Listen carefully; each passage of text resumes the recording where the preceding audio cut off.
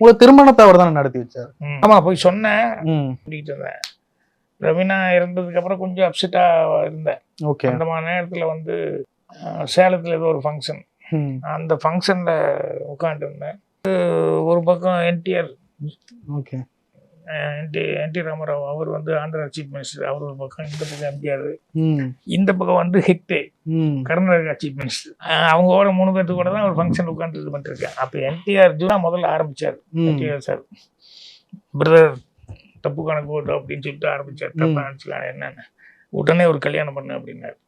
ரவீனா இருந்ததுக்காக நான் கொஞ்சம் அப்செட் இருக்கேன். எல்லா பக்கம் அது உடனே ஒரு கல்யாணம் பண்ணு, தயவுசெய்து நான் சொல்கிற வார்த்தையை கேளு, லைஃப் கரெக்டாக பண்ணிக்கணும், உடனடியாக ஒரு மேரேஜ் பண்ணுறது நல்லது அப்படின்னா. அதுக்குள்ள எம்ஜிஆர் எப்படியோ திரும்பினாரு, இப்படி பார்த்தாரு, என்ன அப்படின்னு என்டிஆர் இருக்கேன்.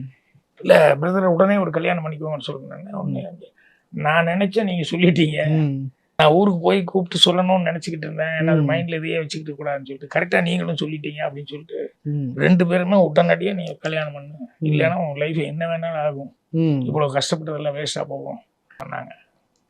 அதுக்கப்புறம் சரி, நான் அப்போ கூட சரி நல்லதுக்காக தான் சொல்கிறாங்கன்னு புரிஞ்சுக்கிட்டேன். ஒரு பெண்ணை ஆண் எதற்கு கல்யாணம் செய்து கொள்கிறான்? ஊர் விஷயங்களையும் உலக விஷயங்களையும் தெரிந்து கொள்ள. ஏன் சார் இவங்க உங்க வீட்டுலயா?